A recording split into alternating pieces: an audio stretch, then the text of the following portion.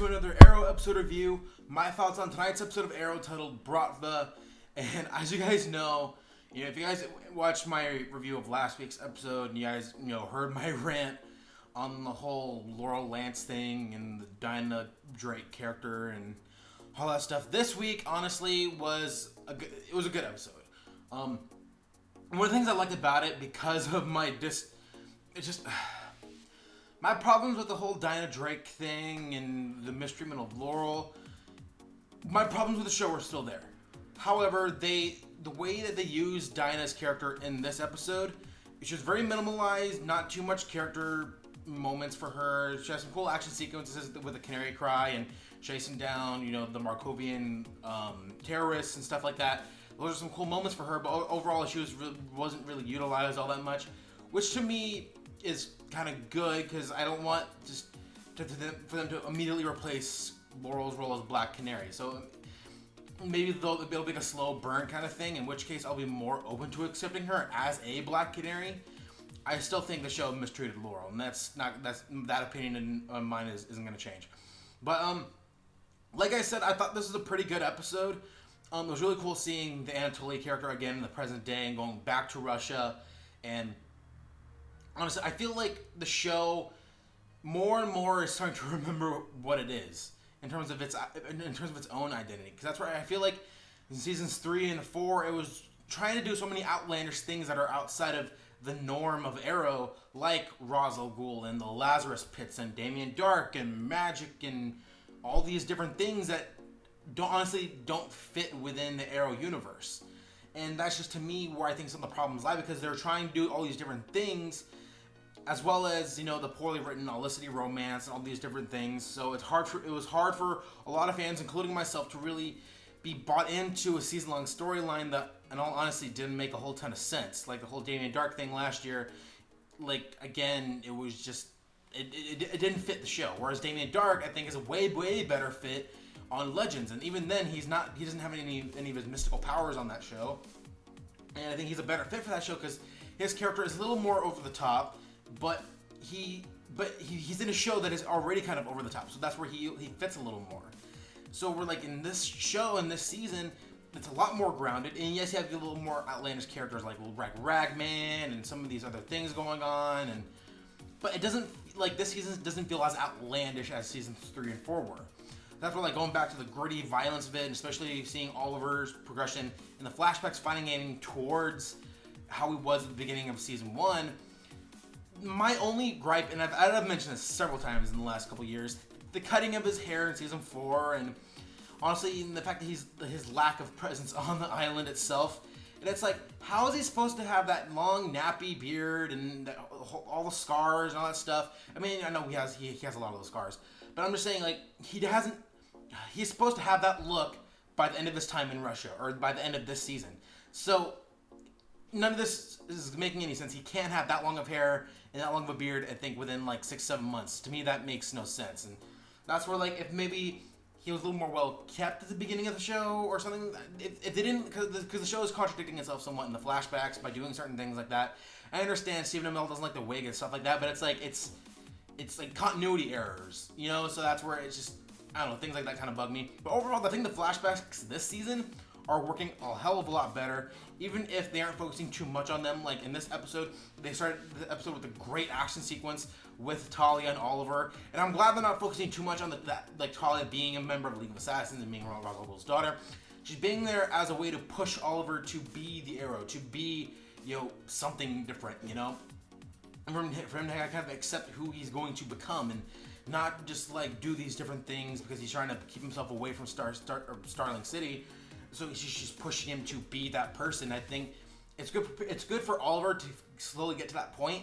I still think it's weird that she was the one who kind of gave him the suit, because again, the hood and everything looked so nappy at the beginning of the first season that, to me, again, continuity errors that just take me out a little bit. I mean, it's so cool having her train him and finding out that she trained Yafei and all this stuff. I mean, I don't know, maybe the whole Flashpoint thing is going to affect the island flashback somehow, who knows. But I do find the flashbacks this season way better, because other than the Constantine episode, the flashbacks last year were awful. Third season were boring, and I really didn't care.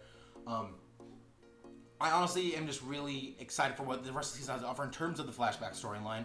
But what else? To go back into the present day, I like seeing Lance finally back and out of rehab, and he's still struggling a little bit here and there. That's things that weren't so in your face about it. Because Lance, he's been through so much as a character between the death of Sarah twice and the death of Laurel and all this stuff going on with him and his addiction and his relapse and all that stuff. Like he's been through a lot, and he was one of my favorite characters, especially in season 2. I think season 2 was overall the best season of the show, but as well as Lance's best season because of his progression to becoming an ally of Oliver and his involvement with the team and stuff like that, and because he had such an antagonistic role in season 1 and even in the later half of the later part of season 3.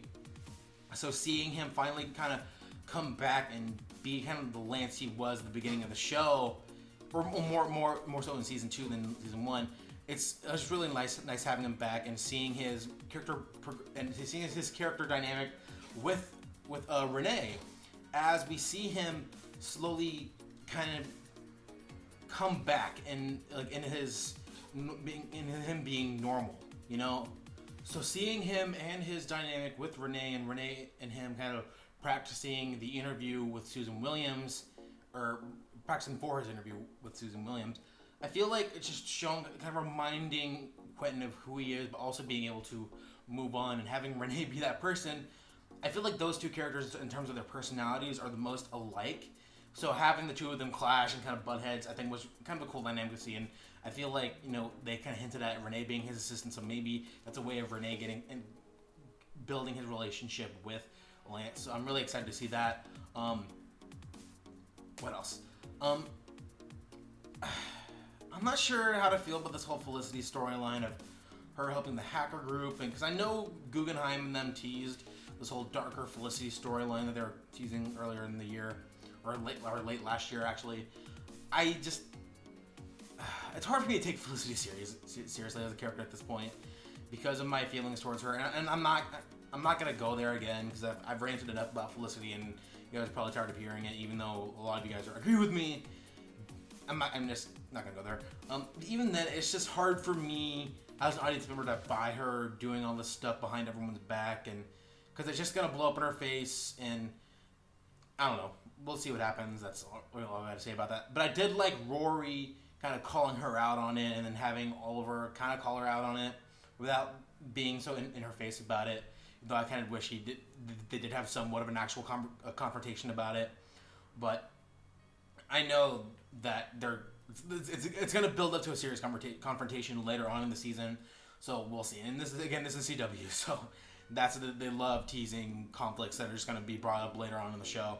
So and Arrow's done that multiple times with multiple different storylines, so we'll see how that ends up. And honestly, I really liked, Rory as a character. He's the really I feel like he's an underappreciated character because I feel like he's the one character. I mean, he has the most outlandish abilities, but I don't know. There's something that it's almost like warm about him. You guys know what I mean? Like he feels like a very with all these dark and serious characters, he's like the one character outside of Felicity and Curtis that to me kind of brings the show. He brings a sense of light to the show without being too much. Like Curtis and Felicity, to me, when they try to be funny, it just they aren't funny to me, and they bring so much too much annoyance to the show.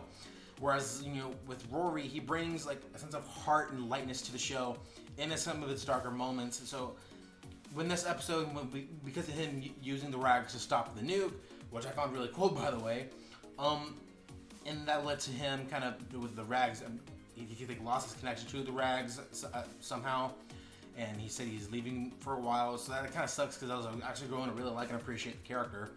So it's kind of sucks seeing him go, but that was really a cool thing to have in this episode because, again, it's going to suck to see him go, and I've really grown to appreciate the Rory characters. But, yeah, so those are my thoughts on that. And this whole Susan Williams thing, her going around Oliver's back is something that I wasn't shocked by it at all. Kind of reminds me of the whole Summer Glau thing from Season 2. Not as far as her being evil, but her going behind Oliver's back to find out what exactly he did in Russia, and finding out that Oliver and the Arrow were in Russia at the same time, so she's pretty much found out that Oliver's the Green Arrow. And that's where, like, I think him becoming or suiting up as Arrow in the flashbacks, it's just, to me, just, it doesn't make a whole ton of sense because that's kind of how it, I don't know. Again, I'm not gonna go back into it, but it's just another thing that's like frustrating for me as a fan. But you know, I feel like, but besides her going behind Oliver's back, I feel like their connection, like they actually have actual chemistry, and she feels, even though she's actually portraying Oliver, like she tricks you into liking her. She really, because I didn't like her much in the when they first introduced her, because I think you were supposed to not like her. And now they have this romantic storyline between the two of them. I do find her, as honestly, as a better love interest than Felicity, even though I know it's gonna end up blowing up in Oliver's face. Also because Oliver's all of his relationships are doomed to fail, I feel like. But I don't know. We'll see how that goes. After this revelation of her finding out that she put two and two together that he's the Green Arrow. So we'll see how Oliver handles that in the future. Overall, again, I really enjoyed this episode. Seeing Diggle kind of struggle and him being so vicious and like his emotions get to the better of him and trying to stop the general dude. I can't remember his name off the top of my head. I really like the stuff. I like some of the flashbacks, even though they weren't featured too heavily in this episode. I like being back in Russia in the present day because it reminds me of that one season 2 episode where they did that.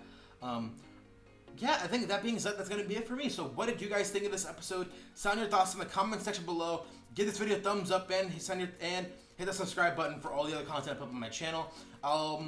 That's it for DC TV this week. As you guys know, I stopped reviewing Legends of Tomorrow, so that's why I no longer do reviews for that. Again, it's just hard to review the show week after week, and I'm so caught up. So if you guys want to have a conversation about Legends of Tomorrow, we can have it in the comment section. But otherwise, I'm done talking about. Unless you guys show me that you guys want me to review the show, let me know. Otherwise, again, and that's gonna be it for me in Legends of Tomorrow. Unless something happens. Well, of course, I'll be reviewing it for the 4-way crossovers in the future. But to continuously watch and review is just hard for me, especially with my personal life and moving in with my girlfriend and all this other stuff going on. So yeah, there's that. Enough rambling from me. So thank you guys for watching, and until next time, have a good one.